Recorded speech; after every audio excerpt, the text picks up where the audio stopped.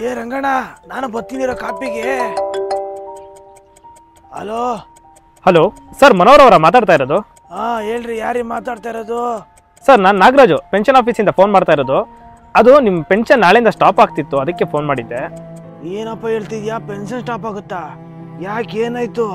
ಇದೇನಿಲ್ಲ sir, ನಿಮ್ಮ ಜೀವನ್ ಪ್ರಮಾಣ certificate update ಆಗಿರಲಿಲ್ಲ. ಈಗ ನಿಮಗೆ ವಾಟ್ಸಪ್ಪಲ್ಲಿ ಒಂದು ಲಿಂಕ್ ಕಳಿಸ್ತೀನಿ, ಅದರಲ್ಲಿ ಡೈರೆಕ್ಟಾಗಿ ನಿಮ್ಮ ಬ್ಯಾಂಕ್ ಅಕೌಂಟ್ ಡೀಟೇಲ್ಸ್ನ ಅಪ್ಡೇಟ್ ಮಾಡಿ OTP ಹೇಳಿ ಸಾಕು, ಈಗಲೇ ಅಪ್ಡೇಟ್ ಮಾಡ್ಬಿಡ್ತೀನಿ. ನೋಡಿದ್ರಲ್ಲ, ಸ್ಕ್ಯಾಮರ್ಸ್ಗಳಿಗೆ ಎಷ್ಟು ಈಸಿಯಾಗಿ ನಿಮ್ಮ ಆಧಾರ್ ನಂಬರ್ ಮತ್ತು PPO ನಂಬರ್ ಸಿಕ್ತು ಅಂತ. ಇದೇ ದೊಡ್ಡ ಸಮಸ್ಯೆ ಆಗಿರೋದು. ಸೆಂಟ್ರಲ್ ಪೆನ್ಷನ್ ಅಕೌಂಟಿಂಗ್ ಆಫೀಸರ್ ಹೇಳಿರೋ ಪ್ರಕಾರ ಗೌರ್ಮೆಂಟ್ ಏಜೆನ್ಸಿ ಕಡೆಯಿಂದ ಪೆನ್ಷನರ್ಸ್ಗೆ ಯಾವುದೇ ರೀತಿಯ ಇನ್ಫಾರ್ಮೇಷನ್ ಫೋನ್ನಲ್ಲಿ ಅಥವಾ ಸೋಷಿಯಲ್ ಮೀಡಿಯಾದಲ್ಲಿ ಕೇಳಲ್ಲ. ಆದರೆ ಎಷ್ಟೋ ಜನಕ್ಕೆ ಇದ್ರ ಬಗ್ಗೆ ಗೊತ್ತೇ ಇಲ್ಲ. ಫಾರ್ ಎಕ್ಸಾಂಪಲ್, ಅವ್ರು ಕ್ಲಿಕ್ ಮಾಡೋ ಲಿಂಕ್ ಜೀವನ್ ಪ್ರಮಾಣ್ .government.in ಅಥವಾ ಜೀವನ್ ಪ್ರಮಾಣ್ .online ಅಥವಾ HTTPS ಅಥವಾ HTTP ಅಂತ ಅವ್ರು ನೋಡೋದೇ ಇಲ್ಲ.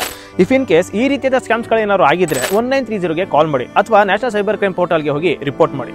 ಈ ರೀತಿಯ ಸ್ಕ್ಯಾಮ್ಗಳಿಂದ ನೀವು ಹುಷಾರಾಗಿರ್ಬೇಕು ಅಂದ್ರೆ ಈ ವಿಡಿಯೋನ ನಿಮ್ಮ ಫ್ರೆಂಡ್ಸ್ ಅಂಡ್ ಫ್ಯಾಮಿಲಿಗೆ ಶೇರ್ ಮಾಡಿ.